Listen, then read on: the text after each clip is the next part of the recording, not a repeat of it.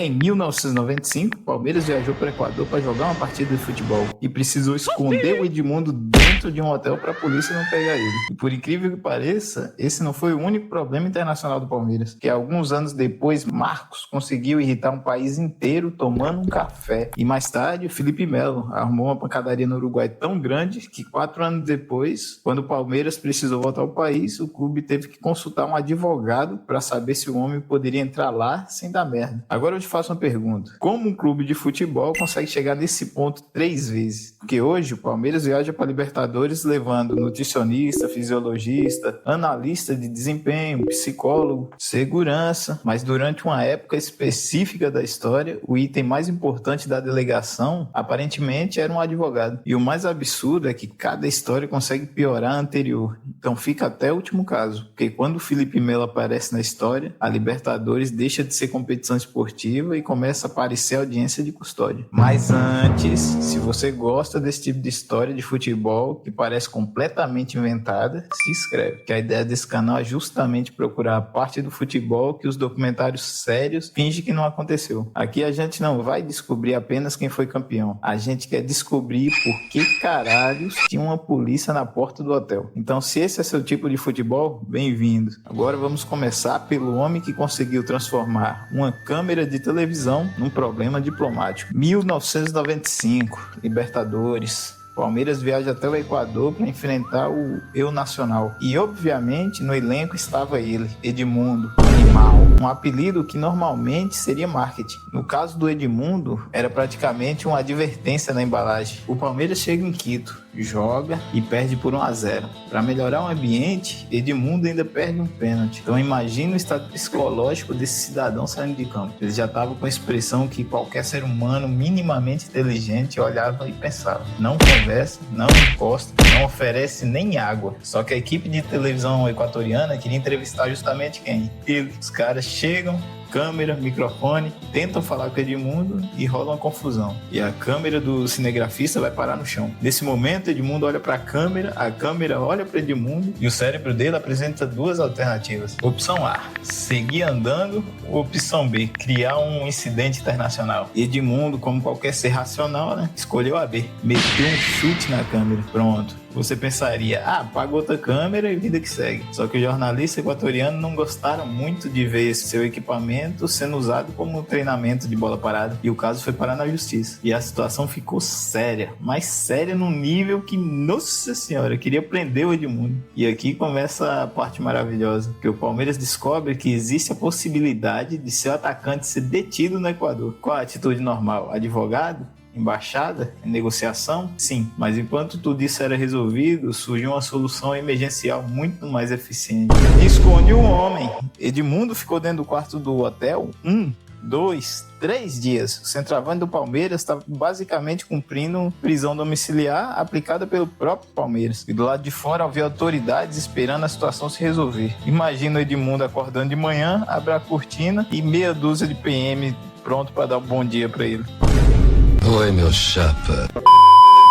E ainda existe um pequeno detalhe: o Palmeiras tinha outro jogo contra o Emelec, então o elenco precisou sair do hotel para jogar Libertadores e o Edmundo ficou. Imagina a preleção: todo mundo no ônibus, Rivaldo, presente, Roberto Carlos, presente, Edmundo não pôde sair do prédio. Hoje o jogador fica fora porque sentiu o posterior da coxa. Naquela época era caso de polícia. O Palmeiras precisou mobilizar a diretoria, autoridades e representações diplomáticas para resolver a situação. E só depois Edmundo conseguiu deixar o país. Ou seja, o Palmeiras viajou para disputar futebol e terminou realizando uma operação de extração internacional. Tudo porque Edmundo viu uma câmera no chão e pensou: seria uma pena se alguém chutasse essa porra.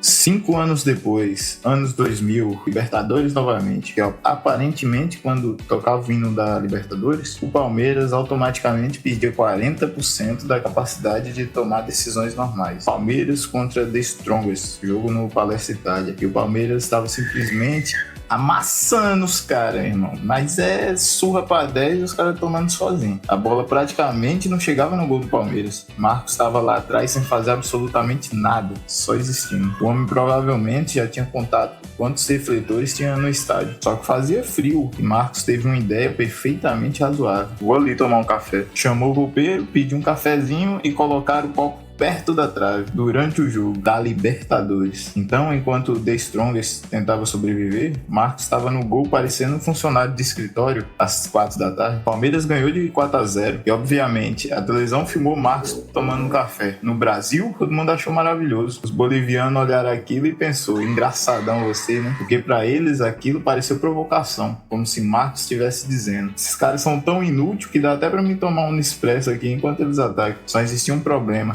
Tinha o jogo de volta na Bolívia, em La Paz, na altitude. Ou seja, Marcos tinha acabado de provocar um time e agora precisava visitar os caras. No lugar onde respirar já conta como um cardio. Excelente planejamento. Chega o jogo, The Strongest faz um gol e os jogadores vão comemorar na frente do Marcos, fingindo tomar um café. Segundo gol, terceiro gol, quarto gol. O Palmeiras perdeu 4-2. Cafezinho voltou com juros e correção monetária. Marcos, com toda a sabedoria dele, deve ter pensado, né? Era melhor ter pedido um chá. Anos depois, ele contou a história rindo, mas naquele momento o negócio não parecia tão engraçado assim. Imagina, torcida enlouquecida, altitude, jogador boliviano comemorando na sua frente, Marcos agarrado na trave. Só tava com frio, rapaz. O homem não queria iniciar uma guerra, ele queria só cafeína, mas acabou aprendendo uma das regras principais do futebol sul-americano. Você pode provocar, você pode fazer ceia, pode xingar, pode comemorar, só não inventa moda antes do jogo da volta.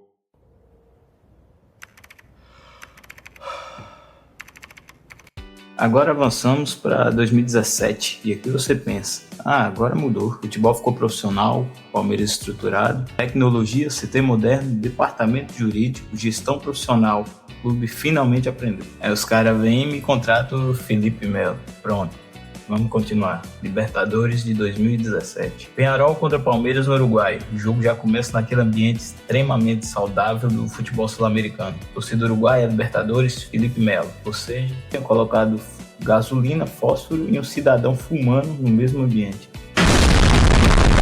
Peñarol abre 2-0 e o Palmeiras volta pro segundo tempo e consegue uma virada absurda. 3-2 fora de casa. Nossa senhora, coisa linda. Só comemorar, entrar no vestiário, tomar banho, pegar o avião e ir embora. Era literalmente só isso. Mas a gente tá falando de um vídeo que são 3 casos que o Palmeiras quase virou caso de polícia, né? Então, obviamente, deu merda. Apita o árbitro, acaba o jogo, começa a confusão. Jogador discutindo, empurra daqui, empurra dali, gente correndo, comissão técnica, segurança. E no meio de tudo isso, naturalmente, Felipe Melo. Porque se existe uma briga generalizada num raio de 500 metros, Felipe Melo aparece igual um evento aleatório no GTA. Em determinado momento, um jogador do Peñarol vai atrás dele. Os dois se envolvem na confusão e Felipe Melo acerta um soco na cara do Uruguai. Felipe, meu querido, você tá no Uruguai, não é no Allianz Parque não, pô.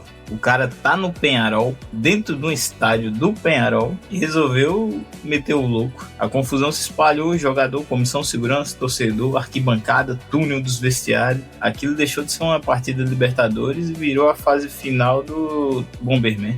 Eita porra!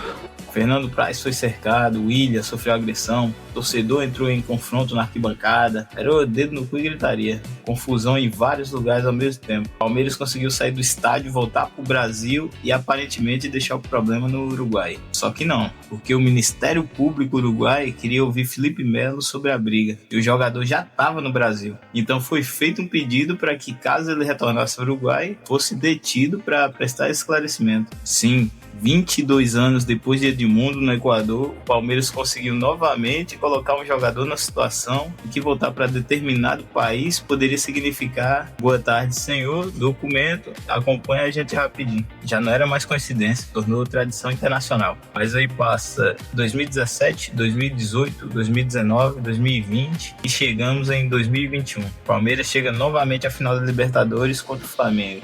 Sei que vocês lembram desse jogo, né? Mas vocês lembram onde foram? Montevidéu, no Uruguai. Imagina o Felipe Melo vendo a notícia: rapaziada, tem como mudar para a final para Assunção? E 4 anos depois daquela pancadaria, o Palmeiras precisou movimentar seu departamento jurídico. O clube contratou advogado no Uruguai e trabalhou nos bastidores para garantir que Felipe Melo não tivesse problema quando voltasse para lá. Com a situação, o Palmeiras estava se preparando para uma final de Libertadores. Abel Ferreira, provavelmente preocupado com Gabigol, Arrascaeta, Bruno Henrique, transição defensiva, bola parada. E em outra sala, alguém estava tentando resolver se o Felipe pode entrar no Uruguai sem dar merda. Felizmente, antes da final, o Palmeiras foi informado de que o caso estava arquivado.